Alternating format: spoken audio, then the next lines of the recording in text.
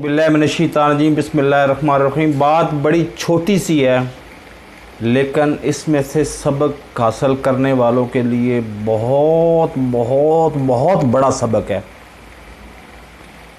कि आज आपको इतला मिल ही गई होगी कि आबद शेर अली ख़ान साहब की जो ज़ौजा हैं वो फ़ौत हो गई हैं और आबद शेर अली साहब ने उसके जनाजे में शरीक ना होने का फ़ैसला किया।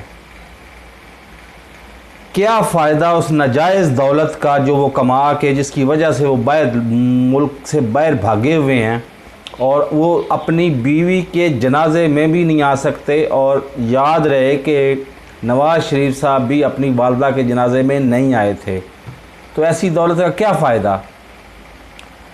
थोड़ी कमाल है, हक हलाल की कमाल है तो वो बहुत बेहतर है।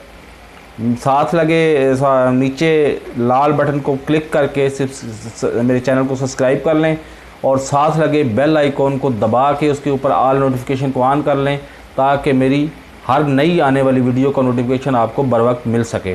अल्लाह हाफ़िज़।